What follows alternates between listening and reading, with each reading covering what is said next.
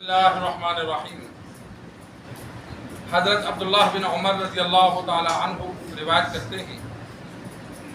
آپ صلی اللہ علیہ وسلم نے فرمایا، کچھ نمازیں اپنے گھر کے لیے بھی رکھا کرو اور گھروں کو قبرستان نہ بناؤ۔ سرکار دو عالم صلی اللہ علیہ وسلم نے فرمایا کہ نفل نمازیں اور دیگر عبادات گھر میں بھی کیا کرو، ان کو قبرستان نہ بناؤ۔ جس طرح قبرستان میں عبادت نہیں ہوتی، گھر ایسا ہو کہ اس میں بالکل عبادت نہ ہو تو اس سے بے برکتی ہوتی ہے۔ سنت ہو گئے، نفل ہو گئے، ان کو انسان اگر گھر قریب ہے تو گھر میں ادا کرے، اور اگر روٹین کے ساتھ گھر میں نہیں ادا کر سکتا تو کبھی کبھی گھر میں پھر ویسے نفل ادا کرے۔ صبح کے بعد چاش کے، اشراق کے، یا اسی طرح مغرب کے بعد یا عشاء کے بعد، یا رات کو تہجد، جب گھر میں غسل کرے، نمازی ہو تو نفل پڑھ لے، قرآن مجید کی تلاوت کر لے، ذکر و اذکار کر لے، تاکہ گھر میں عبادات ہوں۔ عبادات سے گھر میں برکتیں ہوتی ہیں، اور گھروں میں اگر ایک جگہ مختص کر دی جائے نماز کے لیے تو اس سے پورے گھر میں اللہ کی رحمت اور برکت خوب نازل ہوتی ہے۔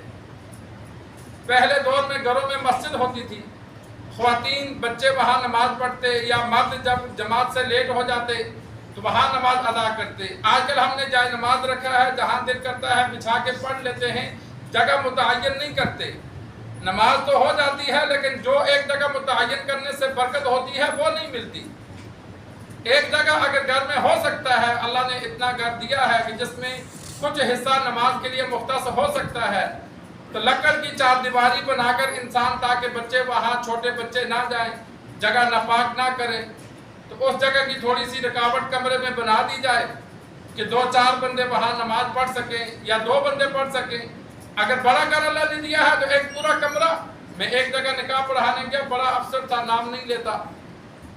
تو نماز کا ظہر کا وقت تھا تو ہم کہتے آ جاؤ نماز پڑھیں، تو نیچے جب میں گیا تو وہ پورا حال اس نے مسجد کی طرح بنایا ہوا تھا، حالانکہ وہ گھر تھا، لیکن اس نے کہا یہ پورا حال ہم نے مسجد کی طرح، سندریاں لگی، آگے محراب بنا، پورا قالین بچھایا ہوا، قرآن مجید کتابیں رکھی ہوئی، وہ پوری مسجد کی طرح بنایا ہوا کہ یہاں گھر والے آ کے نماز پڑھتے ہیں، تلاوت وغیرہ کرتے ہیں۔ اس کے علاوہ یہاں آنے کی اجازت نہیں ہے، بس دینی کتابیں پڑھنے کے لیے، نماز پڑھنے کے لیے مہمان ہوں، گھر والے ہوں، یہ جگہ ہم نے مختص کی ہے۔ آپ صلی اللہ علیہ وسلم کے دور میں صحابہ آپ صلی اللہ علیہ وسلم کو اپنے گھر لے جاتے تھے، احادیث میں موجود ہے۔ آپ صلی اللہ علیہ وسلم اگر کھانے کی دعوت پر جاتے تو کھانے کے بعد پھر پوچھتے کہ بھائی کون سی جگہ نماز کے لیے متعین کی ہے، تو وہاں بطور برکت کے آپ صلی اللہ علیہ وسلم نفل پڑھتے۔ اور اگر کوئی اپنے گھر صرف نماز کے لیے بلاتا، ایک صحابی تھے بہت زیادہ موٹے تھے، ایک صحابی نبینا تھے، احادیث میں موجود ہے، تو جب بارش وغیرہ ہو جاتی یا موسم خراب ہوتا تو اب نبینا صحابی رات کو نہ آتے، یا موٹے صحابی تھے، عمر زیادہ تھی، تو انہوں نے عرض کی یا رسول اللہ میں نہیں بار بار مسجد آ سکتا، میں نے گھر میں نماز پڑھنی ہے، تو آپ آ جائیں، ایک دفعہ ایک جگہ نماز پڑھ لیں، وہ جگہ برکت والی ہوگی، پھر میں وہیں پڑھا کروں گا۔ تو جب آپ صلی اللہ علیہ وسلم اس کے گھر تشریف لے گئے تو اب نماز کے لیے گئے تو وہاں کھانا پہلے نہیں کھایا، ورنہ اگر دعوت پر جاتے تو پہلے کھانا کھاتے پھر نفل پڑھتے، لیکن جہاں نماز کے لیے جاتے تو وہاں پہلے نماز پڑھتے تھے۔ آپ صلی اللہ علیہ وسلم اس کے گھر تشریف لے گئے اور پھر پوچھا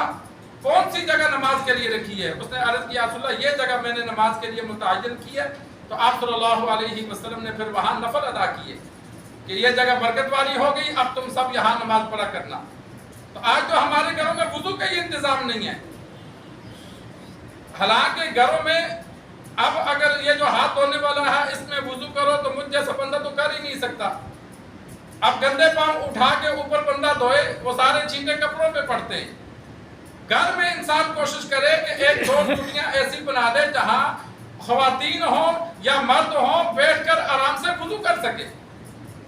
آج کل ہمارے گھروں میں یہ بھی انتظام نہیں ہوا، اپنا ذاتی گھر ہے ہم نے پھر بھی انتظام نہیں رکھا اور اگر کہیں مستقل کرائے پر رہتے ہیں وہاں بھی انتظام نہیں. حالانکہ تھوڑا سا خرچہ کر کے اگر انتظام کر لیں گے تو اس سے ہمیں فائدہ ہوگا کہ نماز پڑھنی بھی آسان ہوگی اور دوسرا اللہ کی رحمتیں برکتیں نازل ہوں گی. چند گھروں نے یہ عمل کر کے دیکھا کہ انہوں نے اپنے گھر میں ایک جگہ نماز کے لیے متعین کی تو ان کے گھر کے حالات اللہ دن بدن بہتر سے بہتر بناتا گیا.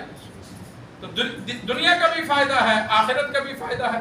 تو انسان کوشش کرے کہ اپنے گھروں میں نماز کے لیے جگہ متعین کرے، اور متعین نہیں ہو سکتی تو عبادت کے لیے انسان وقت متعین کرے کہ میں اتنی مرتبہ ذکر گھر میں کروں گا، سورۃ یاسین پڑھ لوں گا، نفل پڑھ لوں گا، اور گھر والوں کو بھی عبادات پر لگائے. اللہ سے دعا ہے اللہ ہمیں دین سیکھ کر سمجھ کر عمل کرنے کی توفیق عطا فرمائے.